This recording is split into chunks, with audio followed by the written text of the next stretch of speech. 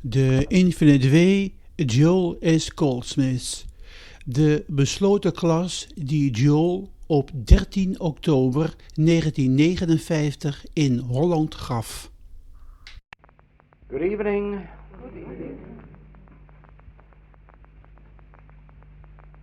One thing none of us must ever forget. There is a presence. There is a spirit in man. There is something that is called fourth dimensional consciousness sometimes, spiritual consciousness, Christ consciousness. It is a presence, an actual living presence. In mystical paintings, you may see it sometimes as a cloud formation or as an angel hovering over and close to an individual. This does not mean that there is a physical body or a physical person, but rather that figure of the angel or the cloud is the mystical sense which bears witness to the fact that there is a divine presence. Now, this does not appear in the lives of human beings until such time as they have made that inner contact, until they have attained an actual realization of the presence. Merely declaring that there is a presence or believing that there is one has no more relationship to the actual experience than believing in God. Almost everybody on the face of the globe believes in God, and their belief is of very little value to them and very little benefit. The reason is that a belief in God has no relationship at all to experiencing God.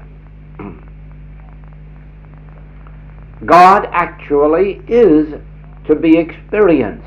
The Christ is to be experienced. The Spirit of God in man is to be experienced because these actually exist as reality. And after an individual has made contact with their source, has attained actual realization of this presence, then unless they violate their integrity, it will be with them throughout all time. Always remember that there is the possibility of losing it, because it is possible, although it would seem impossible, it is possible for one to violate their integrity, their spiritual integrity, and thereby forfeit that which they have gained. The Master warned about that when he said, "Neither do I condemn thee, but go and sin no more."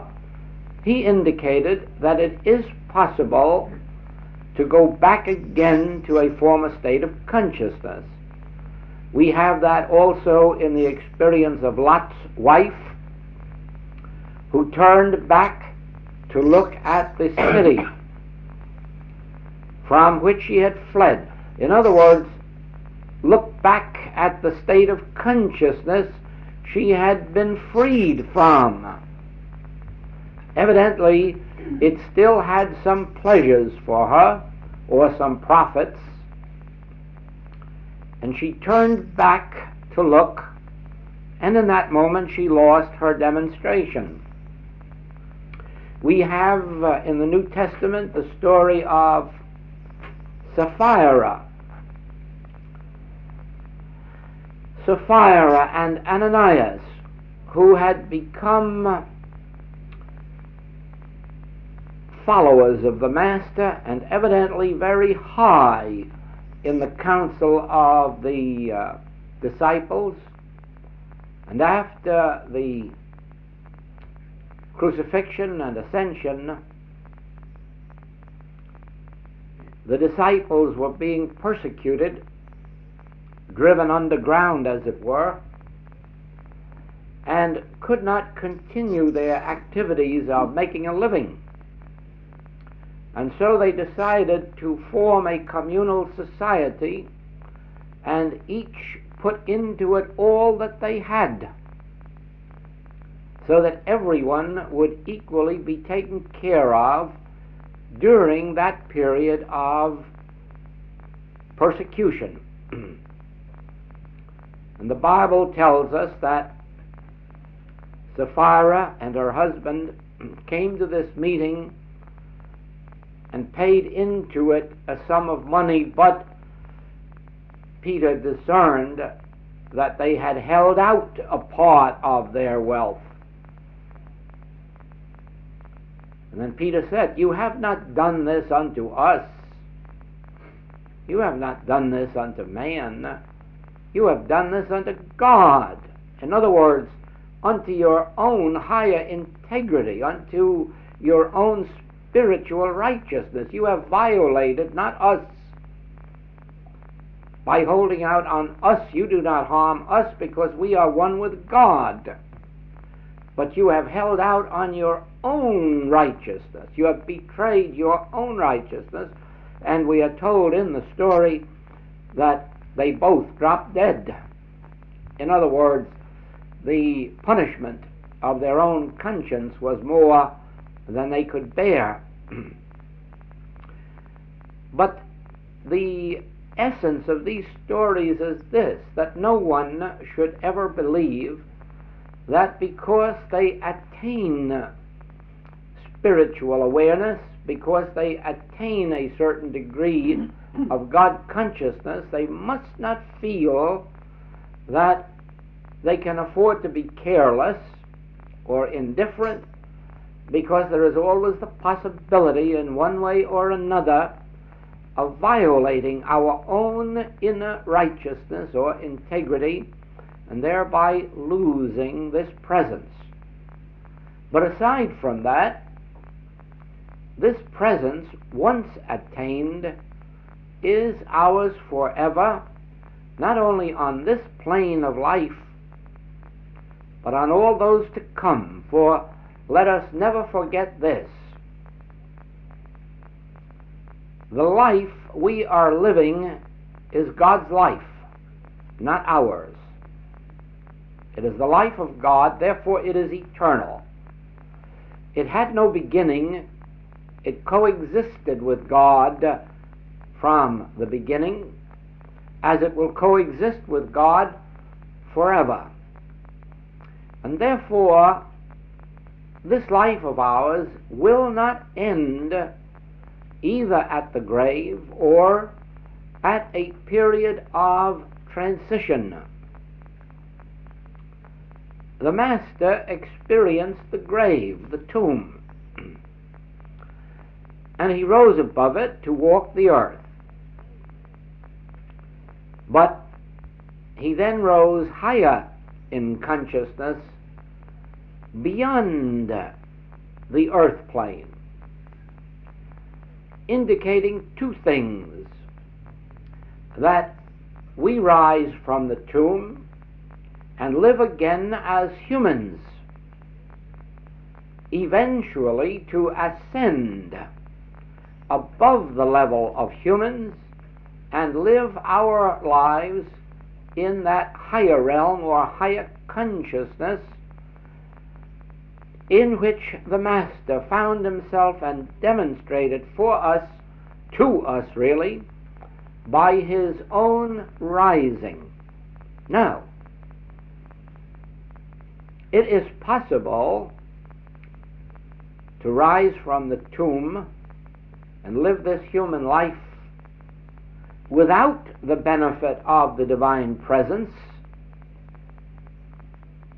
although if one leaves this plane with the divine presence, they may be assured that they will awaken from the tomb experience, even if, like the Master, they return to earth, it will still be with that divine presence.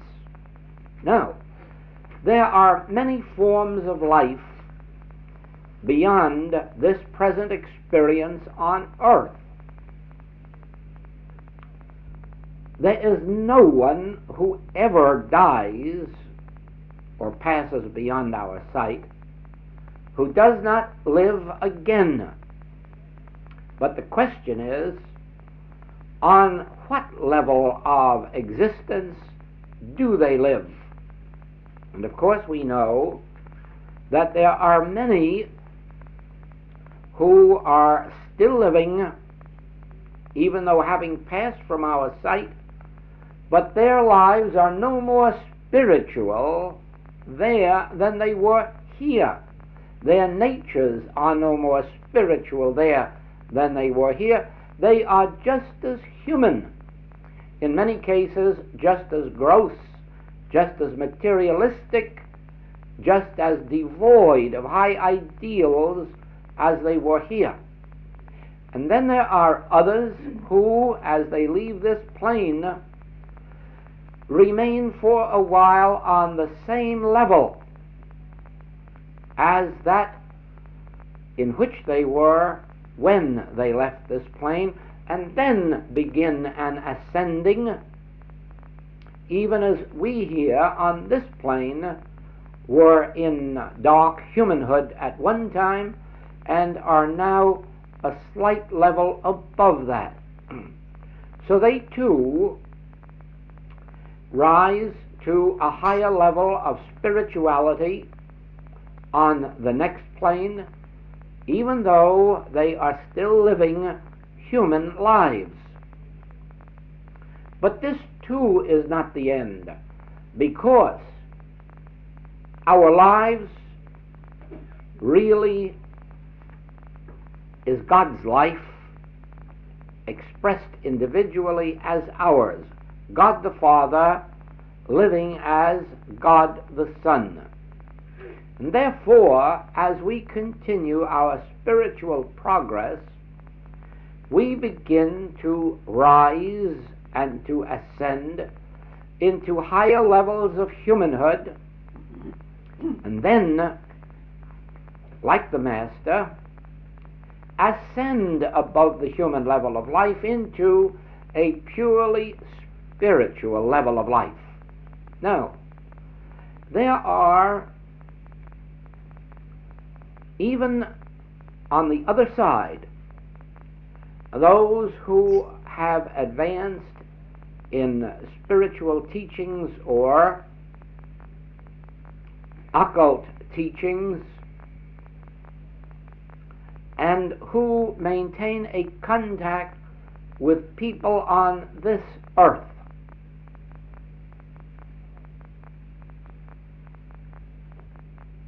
These do not reach the level of spiritual consciousness, but a higher level of human consciousness, which is called the occult, or sometimes the psychic. But beyond that is the realm of those who have ascended beyond the realm of human existence, those like the Master,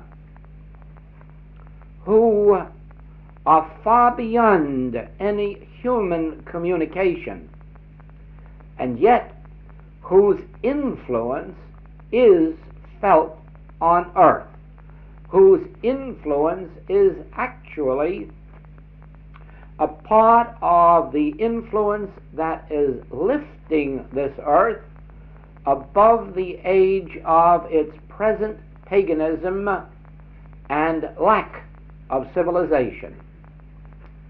We like to speak of our civilization of this day, but the word civilization is only a comparative one. Actually, there is very little of civilization on the face of the globe, and what there is of it is of a very low order. All that we know in all of our countries must, in all fairness, be termed a very low level of civilization. Why must we agree with that? Because we are hardly out of the level of cannibalism. We are still at that level where we slay each other wholesale, where we indulge mass murder wholesale for no higher purpose than profit gain. We like to believe that you and I have nothing to do with that, but as long as our governments do it, you and I do have something to do with it, because you and I constitute our government. And we have no government but ourselves, and we are responsible for those who occupy their positions, for we could change it in 24 hours if our inclinations were strong enough. We have not yet risen above the level of those who send their own nationals, their own children, out into this mass slaughter. And so you might know that we are really on a low level of civilization at this present time, but we are ascending. In the days of my boyhood, no provision was made for working men and working women who were physically and mentally worn out at 50 or 55 and surely at 60, and we shunted them off into poor farms and poor houses that were really a disgrace, a blot upon the face of the earth. The provision that we made for orphans 50, 60 years ago was something disgraceful, and if you could see photographs of those places today, you would hardly believe that our parents and grandparents tolerated it, but they did. We made no provision 50, 60 years ago for those who at no time in their own lifetimes could possibly have saved enough to retire on. All of that has changed, and we acknowledge now a debt to poor orphans. We acknowledge a debt to our workers who have reached an age of retirement without anything to retire on, without our ever having given them enough to retire on. But we acknowledge our debt to them, and we provide incomes for them.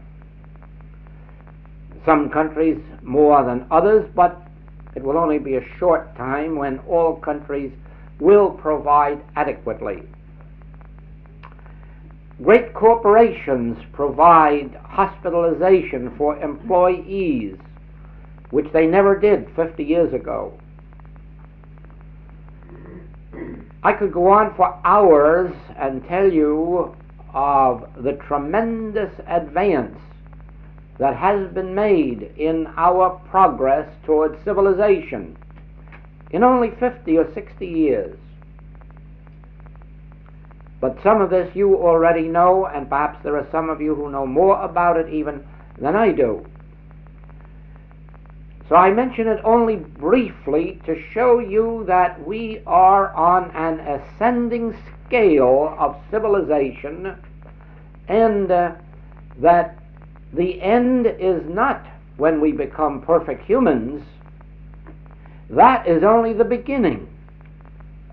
For we step out of good humanhood into our spiritual identity, into our spiritual way of life, and this transcends even good humanhood.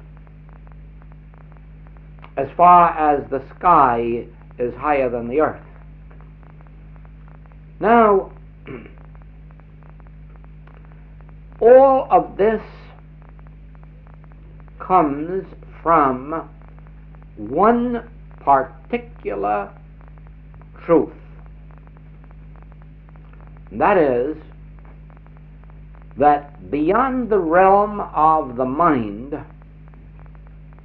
as far beyond the realm of the mind as the mind is far beyond the realm of matter, far beyond the realm of mind is the realm of spirit or consciousness, the pure consciousness of which this universe is formed and of which it is an expression. This fourth dimensional or Christ consciousness is universal, but it appears in our experience in an individual way. And more particularly, it appears in the way that we have read in Scripture, a presence. The presence that goes before us to make the crooked places straight. The presence that walks beside us as protection, the presence that walks behind us as rear guard. The presence which the Master called the Father within me. The presence which Paul called the Christ. The presence which Gautama experienced as Buddha. In other words, regardless of the name that is used, regardless of the words with which we describe it, it is an actual presence, which is an actual power that appears in the lives of every man, woman, and child who attains this inner contact or touch of the Spirit. The Master said, "The Spirit of the Lord God is upon me, and I am ordained to heal the sick." He would not have been ordained to heal the sick had not this Spirit of God been upon him. Moses, at the point of his illumination, when instructed in his new work, and who felt his own insufficiency as a human being, was told to go and take no thought of your speech at all, for I will put the words in your mouth. That is this presence, this overshadowing presence, this angel of God, this divine activity in consciousness, this Christ. It becomes the life, the intelligence, the activity, the goal of every individual who attains it. No longer does the individual live alone. There is always this inner presence, sometimes spoken of as the still small voice.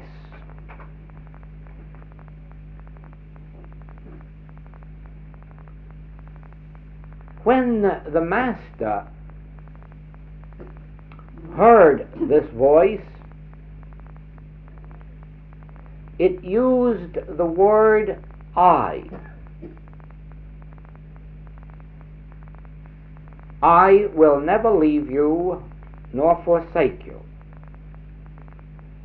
Before Abraham was, I am with you.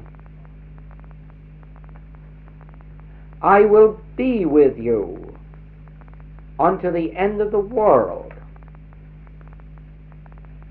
I am the bread, the wine, and the water. I am your life eternal. I will never leave you. I am the resurrection. And the psalmist said, if I walk through the valley of the shadow of death, I will fear no evil, for this presence is with me. Then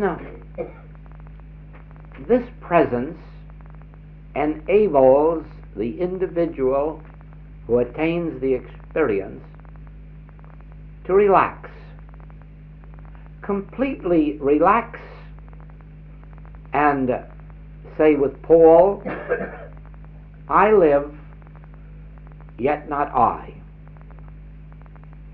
Christ liveth my life. Saroyan, the modern writer, says, I am not living my life. God lives my life, and I go along for the ride. Everyone who attains this fourth dimensional consciousness realizes it either as God with us, Emmanuel, God with us, or as the Christ or the Buddha or the presence or the angel or the Spirit of God. But by whatever name we call it, it is actually a living presence which is our intelligence, so that we need not lean unto our own understanding. We need only to live in an attitude of listening inwardly, not outwardly. Inwardly, keep a corner for listening, and then it gives us whatever wisdom is necessary for the experience of every day, whether it is driving the car, planning a business or a home, or even furnishing one. But it becomes the wisdom that we express, or that expresses itself through us. He performeth that which is given me to do. He perfecteth that which concerneth me. The only ones, you see, who can say that are those who actually feel that there is a he, or an it, a something which does perform that which is given me to do, that puts the words in my mouth when they should be spoken, that keeps a silence when the lips should be still.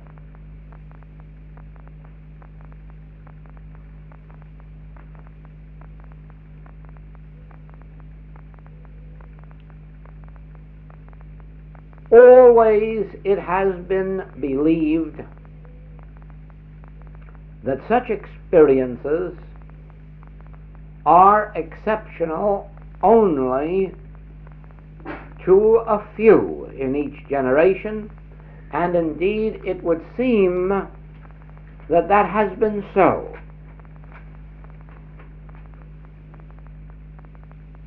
The reason, of course,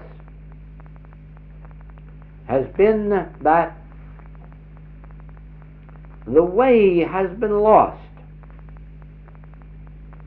to perpetuate this experience in human life. While it never existed at all in the Western world, it has for centuries been known in the Eastern world, where a teacher, a spiritual teacher or master, could, by association with students, raise some of them at least to that same level of spiritual awareness. And as a matter of fact, that is how the line of spiritual teachers has been perpetuated in India, in Japan, in other countries where there is a line of spiritual masters coming down through the ages. The master, working with his students, finds among them those who are prepared to be lifted into that consciousness where they too experience this presence, and then they send those out as teachers and eventually as masters. This has never been known in the West, because from the very inception of religious teaching after the days of the Hebrew masters, it would seem that all spiritual teaching stopped and religious teaching became merely the performing of rituals, rites, and modes of worship, and teaching in the seminaries merely the doctrines, the creeds, and what we would call the letter of truth.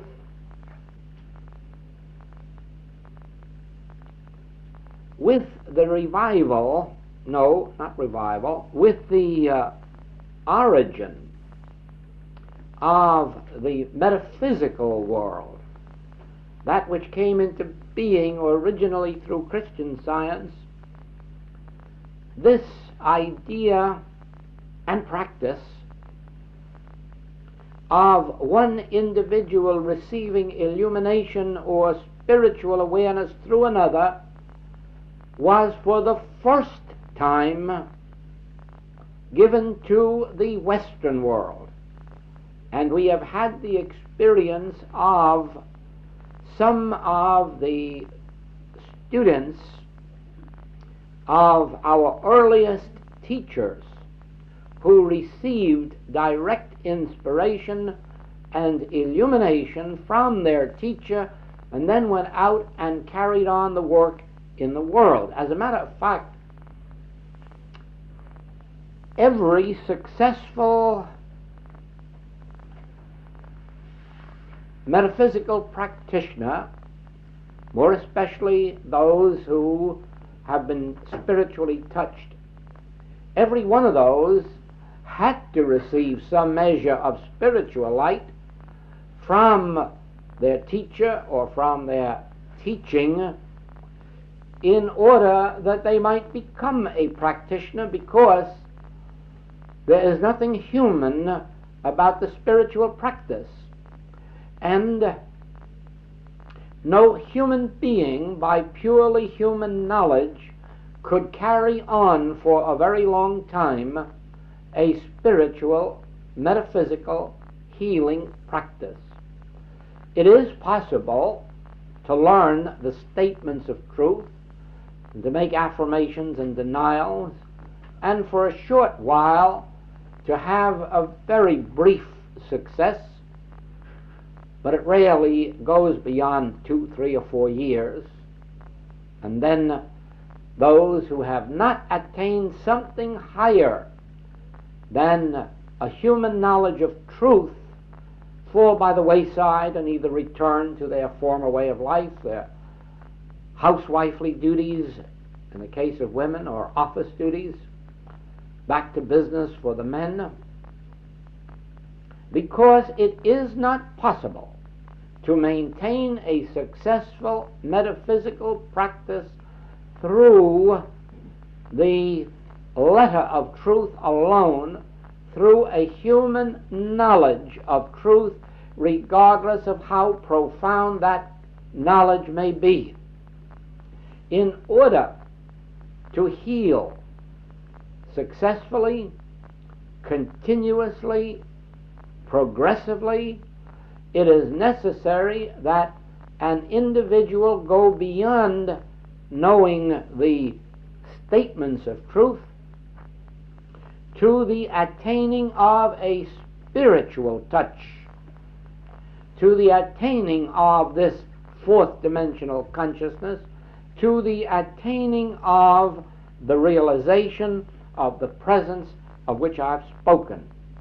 In my 30 years in this work, I have met many, many of those who have survived 30 years, and some more, successfully as healers. And in every case, they are people who have been touched by this Spirit, who have realized the presence, and who are not functioning purely from the level of human good or humanly knowing the truth. Now,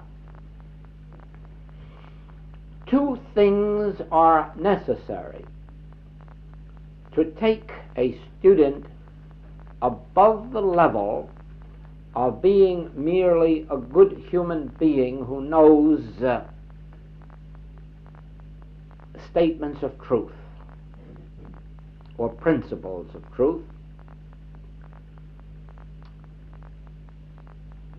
Nor am I indicating that everyone is to become a practitioner or even a teacher of truth. No, no, no. Do not misunderstand me. But everyone on this path must have as their goal being lifted above this purely human way of living without the benefit of this fourth wise man, this other presence, this divine self. Then it makes no difference whether one wishes to be a musician, an artist, a sculptor, a businessman, professional man.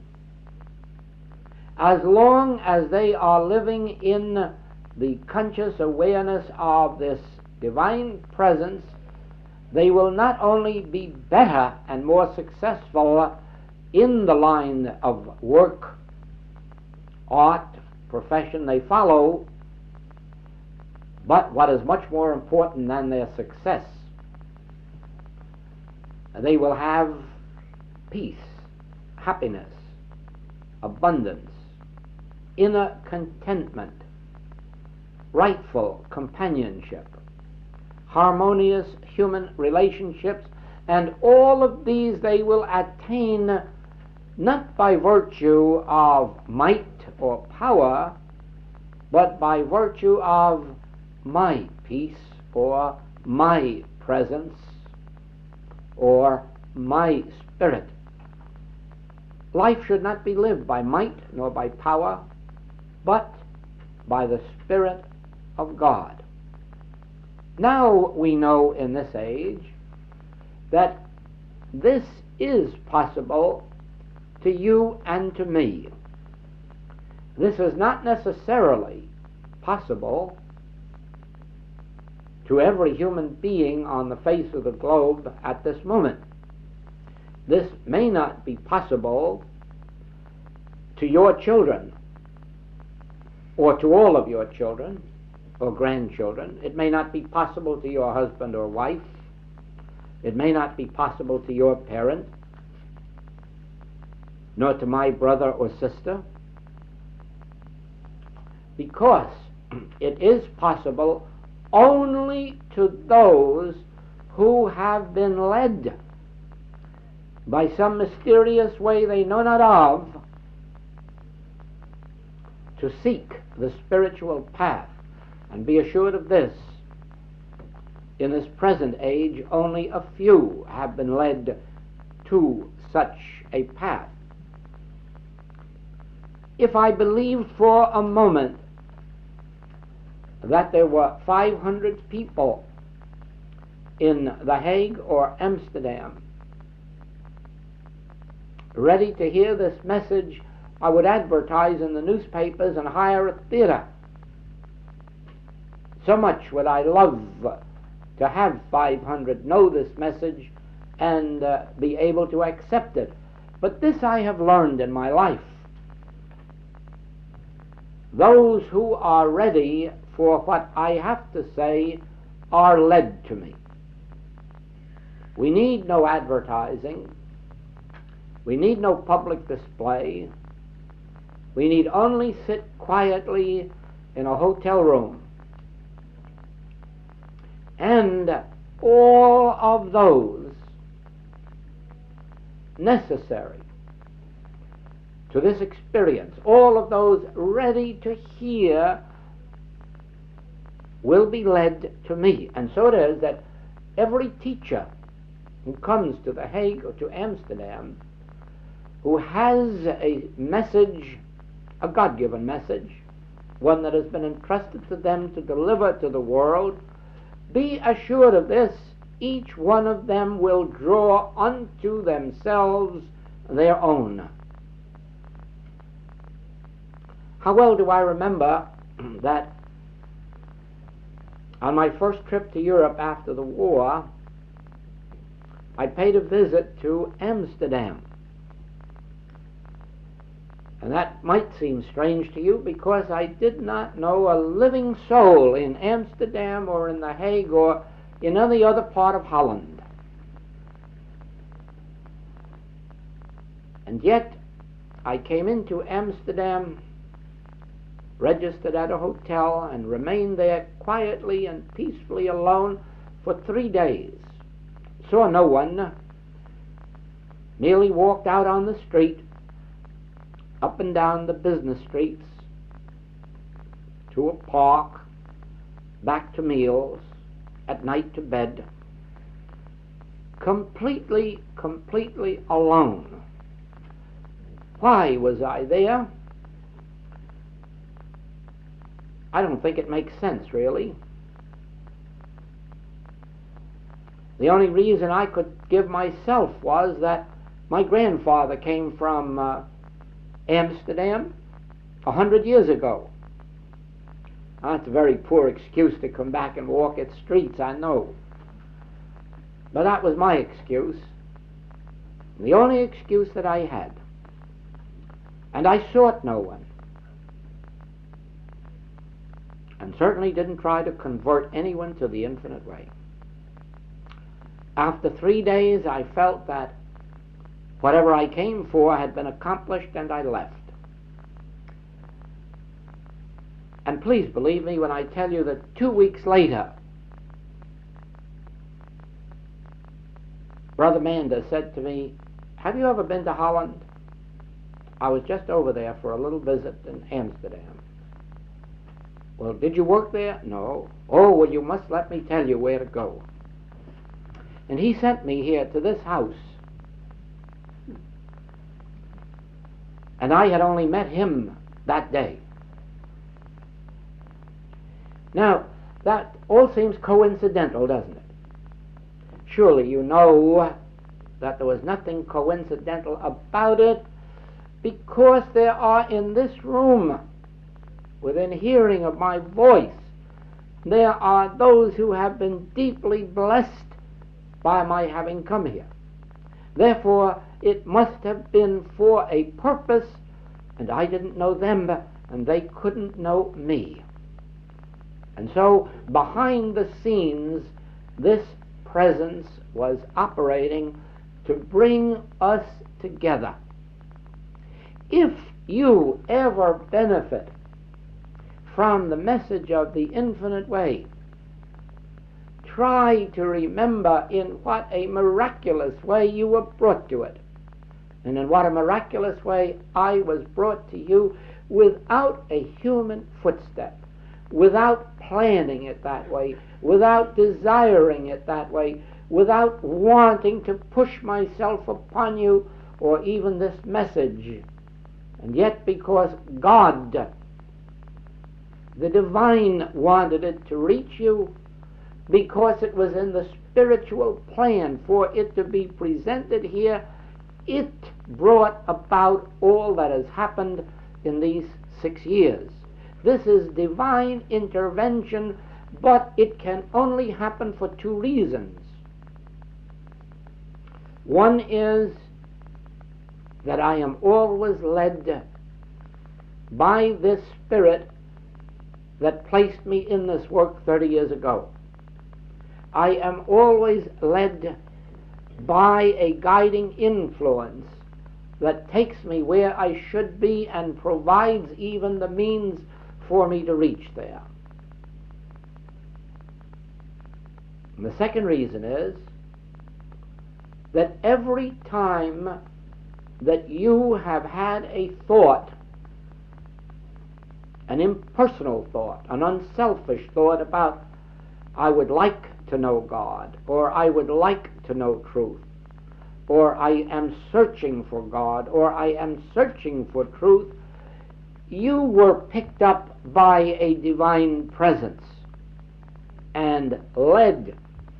And it would lead you from one teaching to another until you find your own. Just as even if this infinite way isn't your message, then your leading has brought you here merely to carry you to this point, but will continue to carry you until you do reach that message which is particularly for you.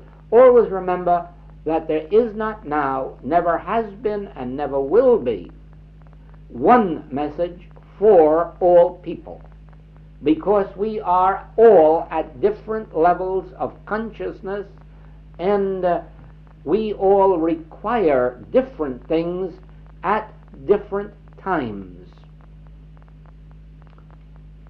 If we who are here are free of any need of organizational activity or rules given by man to follow, it is only because at some time or other we needed organizational activity and direction and protection and had it, and were given the grace to go beyond it. In other words, because we have completed school, please do not let us burn down the schoolhouse. If we have gone beyond the need of an organizational church or teaching, let us please not burn down those that exist, but let us leave them for those who, like ourselves, needed them, and for whom they provide stepping stones, even as you may be led from the infinite way to some other teaching. But remember this, the fact that you are in this room this week bears witness to the fact that a spiritual influence is guiding you, that you are prepared for, those who have not yet had it, you are prepared for a spiritual experience and this inner contact, and you are on the path and you will receive it, whether or not you receive it here with me, whether or not you receive it on this trip or the next, whether or not you are merely being prepared for someone else to complete the work, all of that makes no difference. The fact is that your presence here is a testimony to the fact that you have been led here by the Spirit, because you weren't sent for, you weren't advertised for, you weren't promised things if you attended. Therefore, you have come only under some divine guidance, and this is your place at this particular moment. Now, if the thousands outside these doors in The Hague or Amsterdam or neighboring towns had been ready for this experience, they would be here even if we had to tear the building down and put the tent up to hold them. I don't want to hurt your house, really. That will be a big one.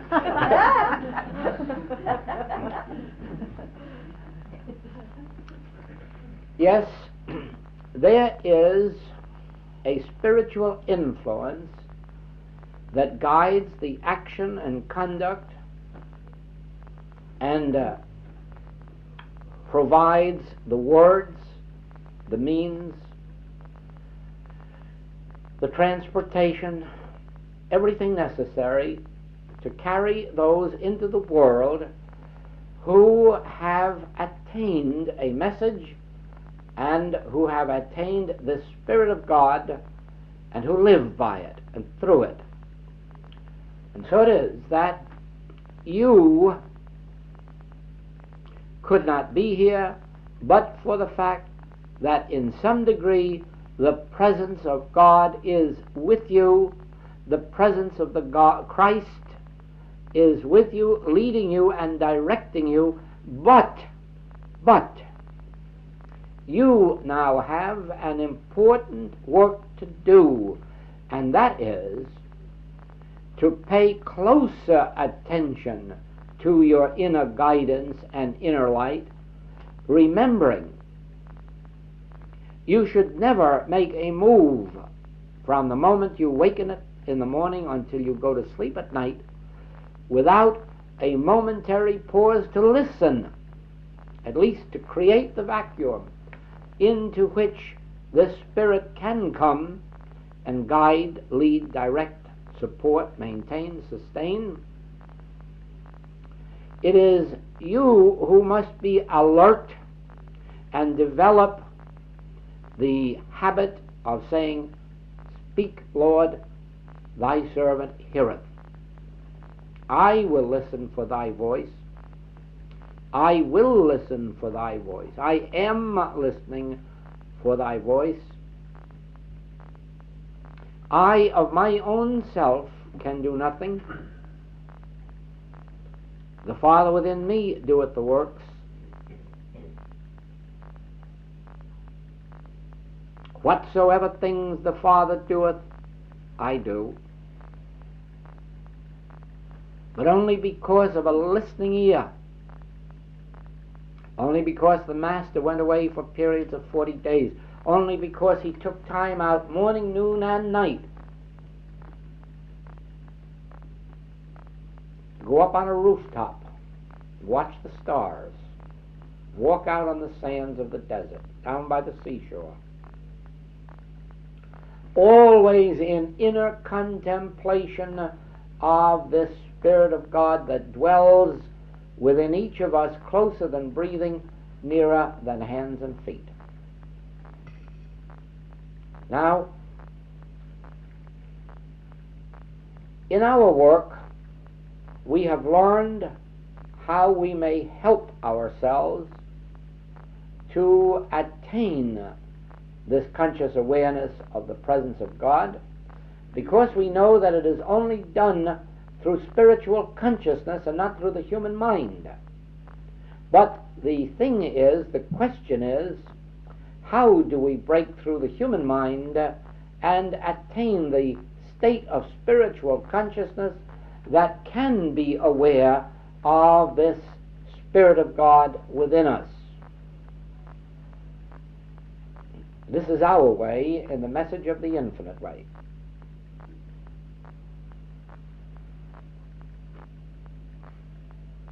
Last night we took up the subject of practicing the presence of God as a conscious thinking practice.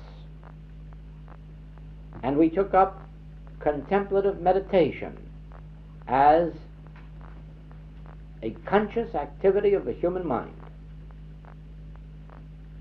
Now, of course, because you heard this last night is not sufficient to enable you to at once demonstrate this.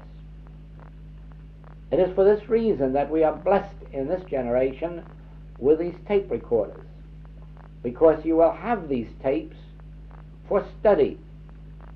You will have access to them in proportion to your own desire. No one can withhold them from you, and no one wants to. Everyone connected with this activity joys at the idea that there are students who really want to hear them, want to study them, want them repeated until the student has them so deeply embedded within their consciousness that they no longer need to hear them. Therefore, you have last night's tape for study and for practice. And now tonight we will take another step forward in spiritualizing consciousness so that we may be a transparency through which we become aware of that which already is the presence of God hovering around our shoulders.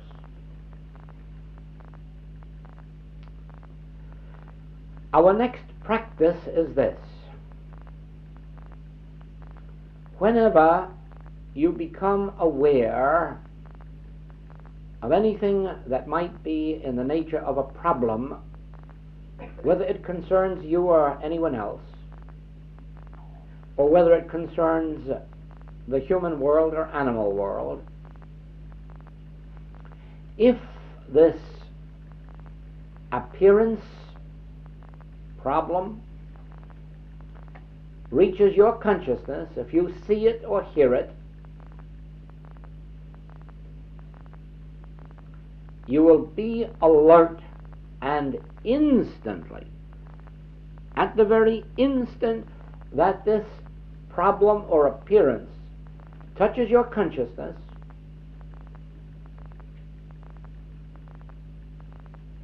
in that very instant,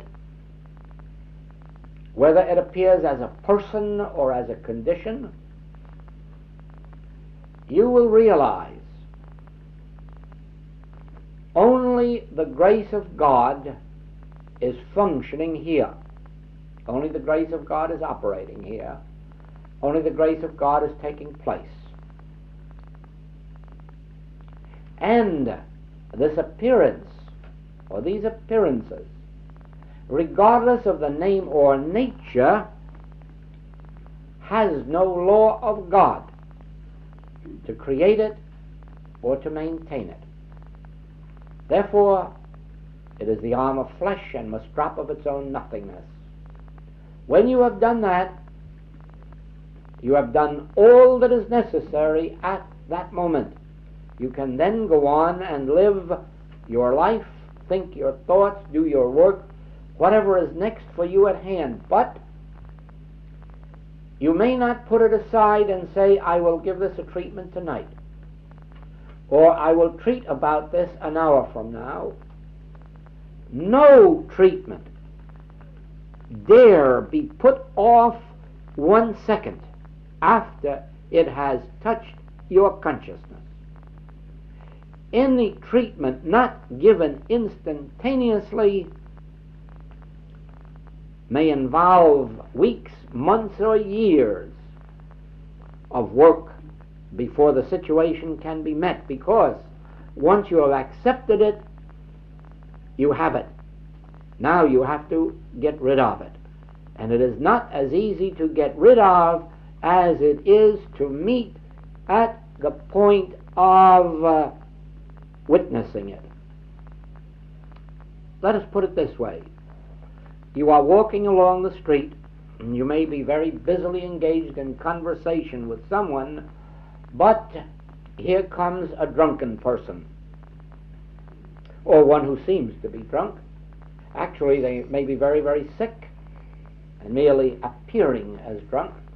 But as far as you're concerned, it really makes no difference whether they are sick or whether they are drunk. You have a function to perform at that moment which entails your stopping that conversation, regardless of how interesting or important it may seem to be.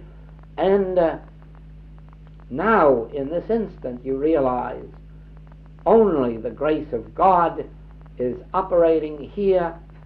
And this appearance, regardless of its name or nature, has no law of God to maintain it or sustain it.